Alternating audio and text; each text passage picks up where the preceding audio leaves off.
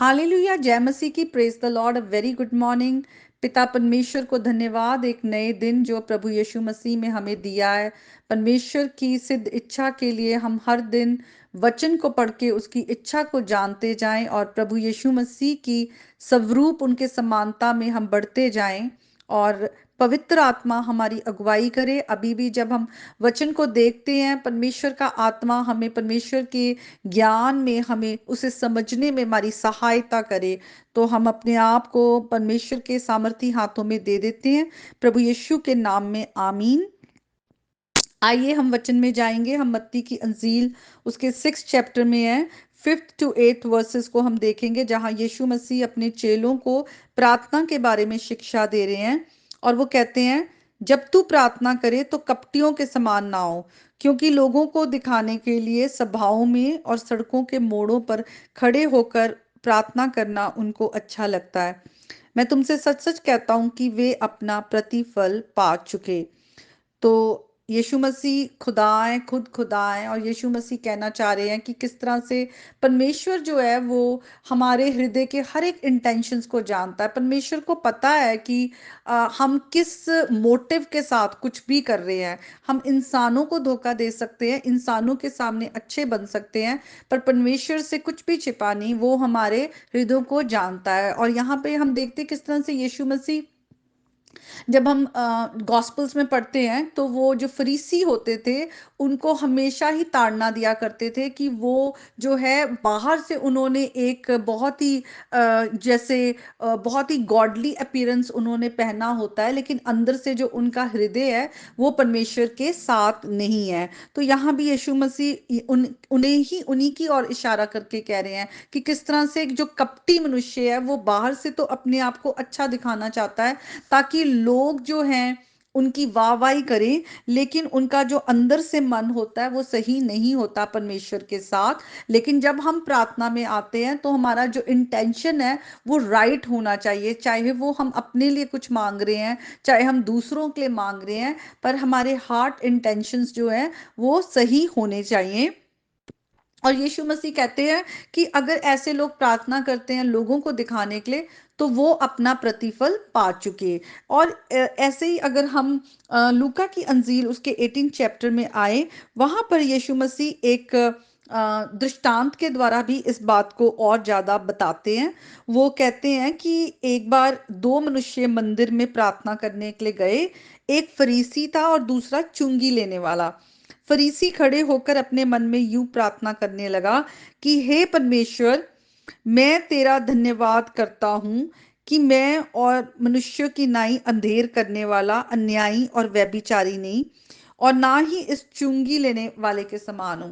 तो वो परमेश्वर के सामने जो ऐसे लोग होते हैं वो अपने आप को धर्मी दिखाते हैं और वो दूसरों को अपने से नीचा समझते हैं और हमेशा वो दूसरों को नीचा करके अपनी प्रशंसा चाहते हैं।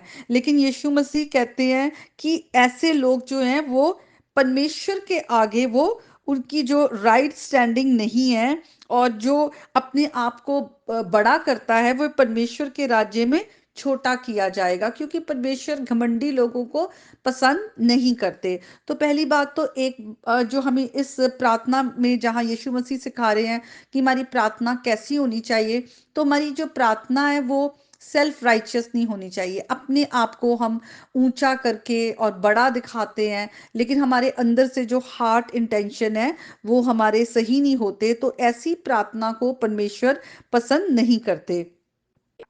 दूसरी बात हम देखते हैं, अगर हम मरकुस की अंजील में आए उसके 11th चैप्टर में, और वहां पर 25th वर्स में हम देखते हैं, वहां पर यीशु मसीह कहते हैं, जब कभी भी तुम प्रार्थना करते हो तो यदि तुम्हारे मन में किसी और के लिए कुछ विरोध हो तो क्षमा करो, इसलिए कि तुम्हारा स्वर्गीय पिता भी तुम्हारे अपराध क्षमा करे।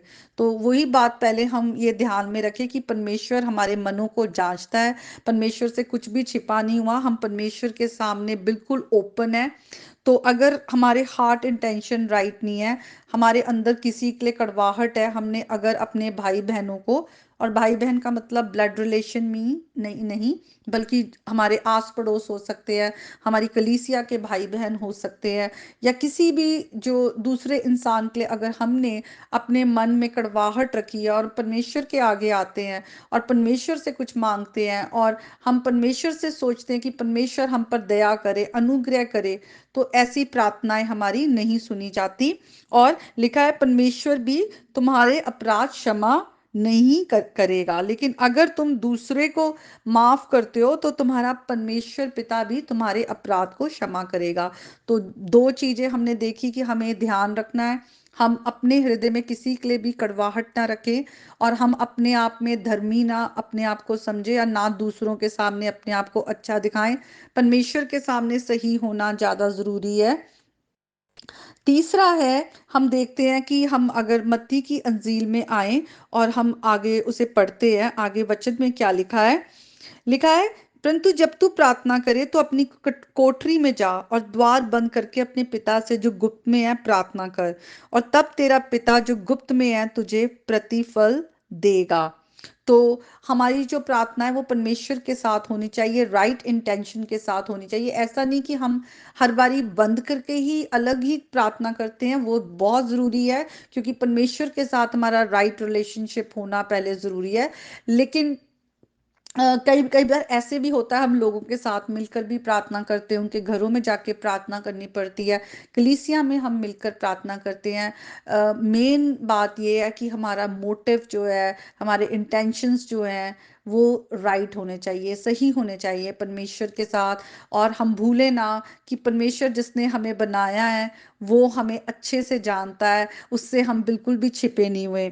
आगे लिखा है, प्रार्थना करते समय अन्य जातियों की नाई बकबक ना करो, क्योंकि वे समझते हैं कि उनके बहुत बोलने से उनकी सुनी जाएगी। सो तुम उनकी नाई ना बनो, क्योंकि तुम्हारा पिता तुम्हारे मांगने से पहले जानता है कि तुम्हारी क्या क्या आवश्यकता है।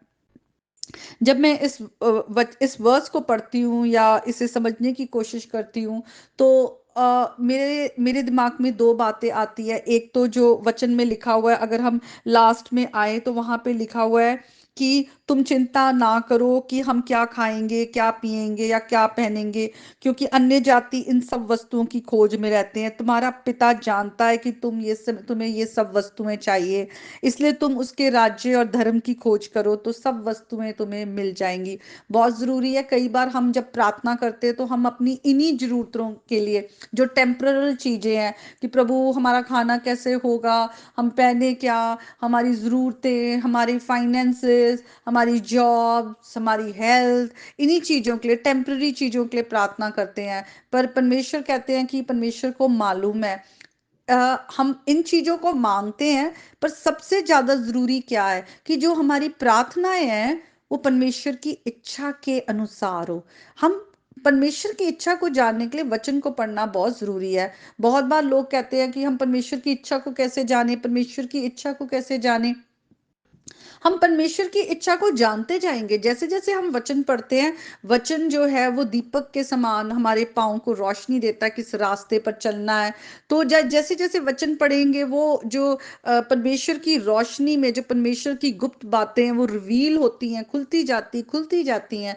वैसे वैसे हम परमेश्वर की इच्छा को जानते जाते हैं, और परमेश्वर की इच्छा में हम प्रार्थना कर पाते हैं, क्योंकि वचन में लिखा है अगर हम उसकी इच्छा के अनुसार प्रार्थना करते हैं तो हमें मालूम है कि जो कुछ हमने मांगा है वो हमें ऑलरेडी मिल चुका है, क्योंकि परमेश्वर अपनी इच्छा को हमारे जीवन में पूरा करते हैं, यही उनका मकसद है, जो पर्पस है। और इसीलिए हमें प्रार्थना जो है परमेश्वर की इच्छा में करना बहुत जरूरी है।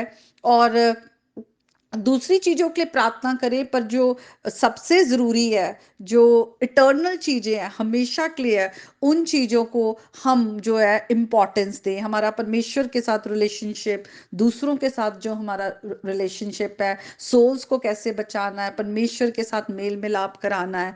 तो आज का जो वचन है प्रार्थना पे है, और हम परमेश्वर की इच्छा के को जानते हुए हम प्रार्थना करें और अपने जीवन से परमेश्वर के नाम को महिमा दें। तो मैं विश्वास करती हूँ कि आज के वचन के द्वारा आप सब बहुत आशीष पाएंगे। प्रभु यीशु मसीह के नाम में आमीन।